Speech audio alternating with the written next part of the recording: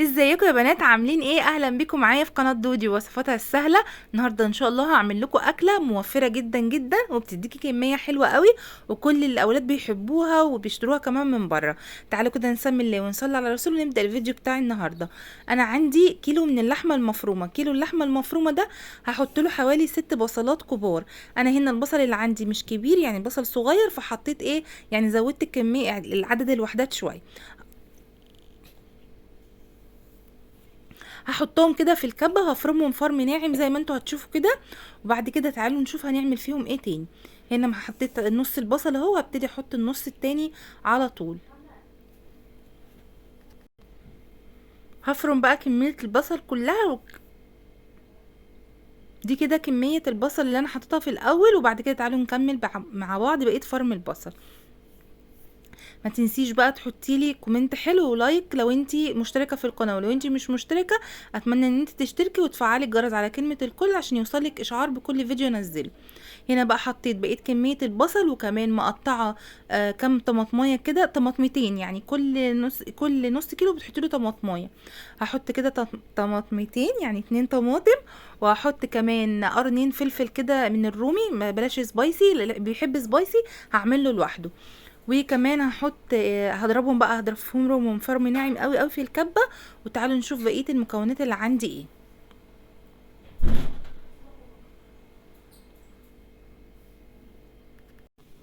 فرمتهم برضو فرم ناعم. انا عايزه عندي البصل يبقى مفروم قوي عشان ما يبانش معايا ويبقى باين قطع كبيره كده. فرميه على قد ما تقدري ناعم او ابشريه على المبشره، بس بصراحه في الكبه بيبقى احسن عشان ما ينزلش ميه كتير معايا. خلصت بقى كده فرم البصل. تعالوا نشوف هنفرم ايه تاني معانا النهارده.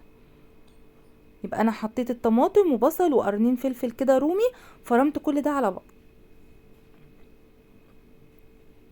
بعد كده بقى جبت كمان فلفل سبايسي للي بيحب بقى الحاجه سبايسي، هفرمه لوحده واحطه في طبق لوحده كده، ابقى ازوده مع الاكله اللي احنا عاملينها. فرمت الفلفل كده برضو كويس، هبتدي احطه برضو في طبق صغير كده لوحده، للي عايز سبايسي بزود له سبايسي. حلو الكلام. تعالوا بقى نشوف التوابل اللي احنا هنستخدمها وهنعمل الخلطه بتاعتنا ازاي. وهنزود كميه اللحمه المفرومه. هنا بقى ده البصل عندي، حطيت عليه 3 معالق من الدقيق، 3 معالق كبار كده من الدقيق. وهبتدي ان انا احط كمان التوابل بتاعتي عبارة عن ايه. هحط فلفل اسود، هحط بابريكا، هحط ملح، هحط كمان معلقة صغيرة من بهارات السبعة، ومعلقة صغيرة من القرفة، وكيس من خلطة الحواوشي الجاهز.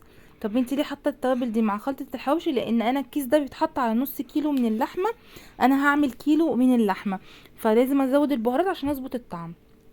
يبقى حطيت ايه، حطيت بابريكا، حطيت فلفل اسود، حطيت 7 بهارات قرفة، والملح بتاعي. وراعي برضو الملح، ان كيس البهارات ده بيبقى فيه ملح، ده خلطة الحواوشي اللي احنا حطيناها اللي هي الجاهزة. وحطيت نص كيس من البيكنج باودر. طب البيكنج باودر ليه؟ بيخلي لك اللحمه بتاعتك هشه كده مش مكتومه، وبتديكي طعم حلو قوي. ده كيلو من اللحمه المفرومه حطيته على كل المكونات دي. وبعد كده تعالوا هنشوف هنعمل ايه تاني. هجيب كمان حبة من البقدونس، بس ما باخدش العيدان بتاعته من فوق، باخد الورق بتاعه بس اللي من تحت، وهقطعه رفيع جدا زي ما انتوا شايفين كده. يبقى ما اخدتش العيدان بتاعه البقدونس، اخدت الورق بس اللي من تحت وقطعته بالطريقة دي.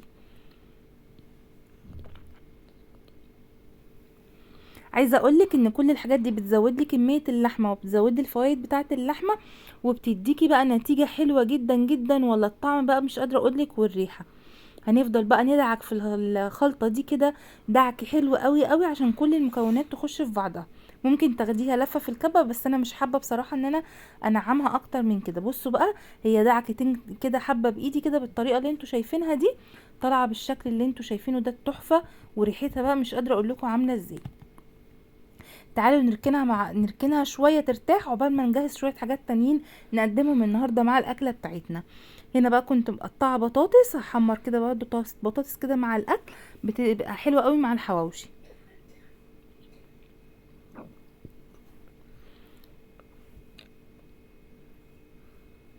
هنا بقى هنعمل طحينة.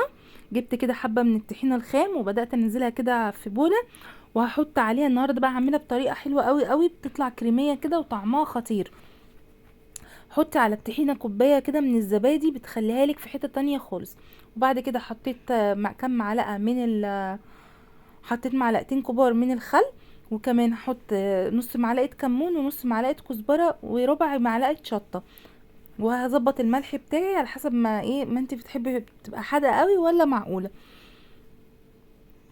يبقى حطيت طحينه وحطيت زبادي، حطيت شطه، حطيت كمون وكزبره، وهقلبهم بقى كده مع بعض. طبعا بدات ان هي تتقل قوي، بصوا بتتقل بالطريقه دي.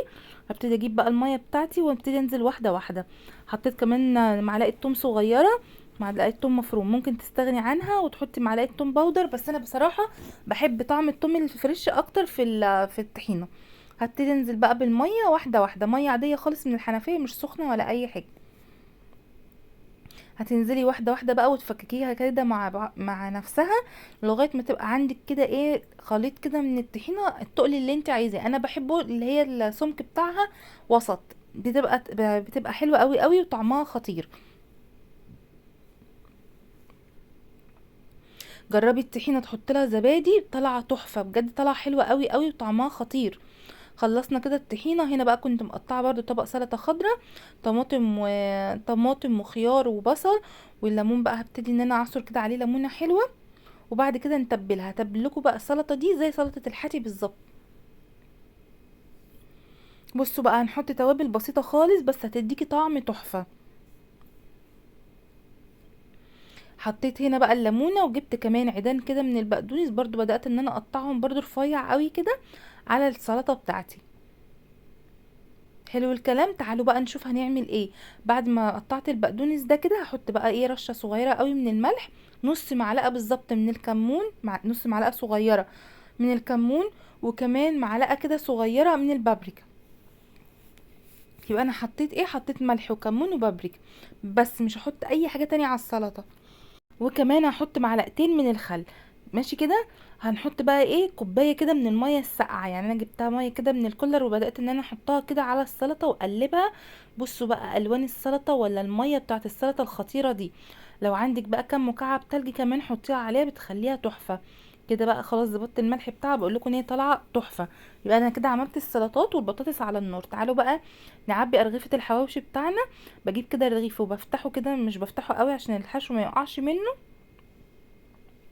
وباخد بقى قطعة اللحمة كده على قد كبشة ايديك، يعني على قد الكبشة بتاعت ايدك كده، وتفرديها في الرغيف كله وتبططيه كويس جدا عشان ما يبقاش فيه حتة عالية وحتة، يعني تخليه كله متساوي. بصوا حتة اللحمة على قد كف الايد كده، وبالتالي ان انت تفرديها على طول في الرغيف بتاعك. هوريكم برضو ان هو مليان ازاي وطالع تحفة بجد، ريحته حلوة قوي وطعمه كان تحفة، ولا السلطات بقى طالعة خطيرة. جربي الطريقه بتاعتي برضو في الحواوشي هتعجبك. ويا سلام بقى لو انت عندك كمان قطعه من اللي هي دهن الخروف، تفرميها وتحطيها معاكي، بتديكي طعم خيالي، يعني بتودي الحواوشي في حته تانية خالص. بس انا بصراحه ما كانش متوفر عندي. بصوا الرغيف ما شاء الله مليان وحلو. هنا بقى انا عشان عامله كميه كبيره وعايزه اخلص كله مع بعض وكله يبقى سخن، جبت بقى كده صينيه فرن كبيره، وبدات ان انا احط فيها حبه زيت، وبدل ما اقعد ادهن رغيف زيت، حطيت حبه زيت وببص وبعمله بالوش ومن الظهر، وبحطه على طول في الصينيه يستوي الوش والظهر، واروح حاطاه في الصينيه يستوي على طول. ما اخدش معايا اي وقت، كنت عامله حبه حواوشي تحفه، يستاهلوا بقكم بجد. لو انتوا جربتوها هتعجبكم جدا. هنا على نار بقى متوسطه عشان يستوي معايا كويس من جوه، متبقاش اللحمه معايا نيه. كل شويه كده ببتدي اقلب فيه. بصوا هيبتدي بقى ياخد لون تحفه اهو. والبطاطس خلاص، البطاطس دي هطلعها واحط غيرها. بصوا شايفين تحفة تحفة بقى، ولا فرن بقى ولا ورق زبدة ولا الكلام ده، كله كده على البوتاجاز من فوق على طول، في 5 دقايق بتكوني مخلصة يعني. الأكلة بتاخد معاكي وقت قصير جدا جدا. بصوا الجمال، شايفين الجمال، تحفة تحفة. هنشيل ده ونحط غيره على طول عشان نخلص كله مع بعضه وكله يطلع سخن، وهوريكم كمية الحواوشي اللي طالعة معايا، غير كمان اللي انا كنت لسه بسويها. هنا طلعت بطاطس وحطيت تاني برضو عشان كله يخلص مع بعضه. تعالوا بقى نحضر السلطات بتاعتنا لغايه ما بقيه الحواوشي بتاعنا يخلص. بصوا انا معبيه حواوشي قد ايه في الجنب اهو، ولسه بسوي فيه. بصوا الطحينه تحفه، الطحينه طالعه خطيره وطعمها حلو جدا جدا. وكمان بقى هنحط هنا السلطه الخضراء، والميه بتاعت السلطه بقى دي نحطها كده في كوبايه بقى عشان تشوفوا لونها وجمالها. عايزه اقول لكم ان السلطه بالطريقه دي عندي بتتاكل كلها. كنت الاول بعمل سلطه وبرميها، لا الطريقه دي بجد بتخليكي تاكلي السلطه كلها من طعمها وجمالها. عايزه اقول لك كمان لو حمرتي حبه بطاطس وعيش كده طازه مع حبه سلطه زي دول، حكايه. وممكن تعمليها وجبه غدا حلوه قوي قوي. بصوا بقى بمنظر السلطات تحفه. تعالوا بقى نجيب الحواوشي اللي احنا طلعناه. هنا بقى دول رغيفين كده حطيتهم فوق بعض بقى والمخرطه، وابتدي ان انا اقطعهم بالطريقه اللي انتوا شايفينها دي. دي اسهل طريقه بقطع بيها الحواوشي بصراحه. او قطعه البيتزا برضو، قطعه البيتزا بتقطع حلوه قوي. بصوا الجمال. بصوا اللحمه مستويه وتحفه تحفه بجد. اجيب بقى حبه بطاطس كمان مع الحواوشي كده زي ما انتوا شايفين، وكده طبق ده كده الفرد مع السلطه وميه وميه السلطه بقى كده حاجه تحفه. بصوا حاجه تفتح النفس بجد. طبعا ده انا كده بوريكم طريقه تقديم، بس احنا طبعا مش بناكله كده، احنا بنحط كله في صينيه وبناخد بقى ايه بطاطس كده وبنقعد كلنا مع بعض ناكل. بس طبعا انا بوريكم برضو ان انتم ممكن تقدموه بطريقه شكلها ايه للي حابب ان هو يقدم لفرد، لكل فرد لوحده. بصوا بقى شكل الاكل يفتح النفس بقى. حطيت بقيه السلطات زي ما انتم شايفين. وبقى بصوا ما شاء الله ما شاء الله كميه الحواوشي قد ايه، ولسه كمان في كام واحد لسه بسويهم. وكان غدانا النهارده. وقولوا رايكم في الكومنتات. ولو انتوا مش مشتركين عندي، يا ريت تشتركوا وتعملوا وتفعلوا الجرس على كلمه الكل عشان يوصل لكم اشعار بكل فيديو انزله. ولو انتوا مشتركين ما تنسوش تحطوا لايكات وتكتبوا لي كومنت حلو يشجعني وتقولوا رايكم في كل حاجه بعملها. وان شاء الله انتظروني في الفيديو اللي جاي هيعجبكم جدا جدا. وبرضو عايزه رايكم في كل حاجه بعملها.